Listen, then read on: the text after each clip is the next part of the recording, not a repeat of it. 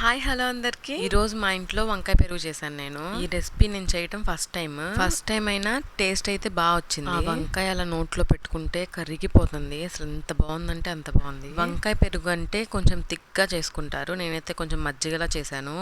అయినా సూపర్ వచ్చింది టేస్ట్ అయితే. ఒకసారి మీరు ట్రై చేయండి. ఏ కూరగాయలు లేనప్పుడు ఒక్క వంకాయ ఉంటే ఇలా చేసి చాలా simple and quick tasty recipe అండి ఇది. ఈ రెసిపీకి ఎక్కువగా నల్ల వంకాయని యూస్ చేస్తారు, కానీ నేను దగ్గర తెల్ల వంకాయ ఉంటే యూస్ చేశాను. అయినా టేస్ట్ బాగా ఏం లేదండి. ఒక వంకాయని తీసుకొని దాన్ని రౌండ్ గా కట్ చేసుకొని ఉప్పు నీళ్ళలో తర్వాత ఒక ఉల్లిపాయ, ఒక 2 పచ్చిమిరకాయలు తీసుకొని సన్నగా చాప్ చేసుకొని పక్కకు పెట్టుకోవాలి. ఒక ప్లేట్ తీసుకొని దాంట్లో కారం, సాల్ట్, గరం మసాలా, పసుపు యాడ్ చేసుకోవాలి. దాంట్లో ఆయిల్ కూడా వేసుకొని బాగా మిక్స్ చేయాలి. అలానే మనం పక్కకి తీసుకున్న వంకాయ ముక్కలకి ఆ మసాలాని బాగా పట్టించి పక్క ఆన్ చేసి ప్యాన్ పెట్టి దాంట్లో కొంచెం ఆయిల్ వేసుకొని ఆ వంకాయని ఫ్రై చేసుకోవాలి. వంకాయ ఈజీగా మగ్గిపోతుందండి, మరీ ఓవర్ గా ఫ్రై చేసుకోవసరం లేదు. కొంచెం అది మగ్గేంత వరకు ఉంచుకుంటే చాలు. నేను మార్నింగ్ చింతపండు పులిహోర చేశాను ఫస్ట్ టైం. ఎప్పుడు లెమన్ తో చేసేదాన్ని, కానీ ఈసారి చింతపండుతో చేశాను. టేస్ట్ అయితే బాగా వచ్చింది. ఈవినింగ్ ఏదో ఒకటి చేయాలిగా.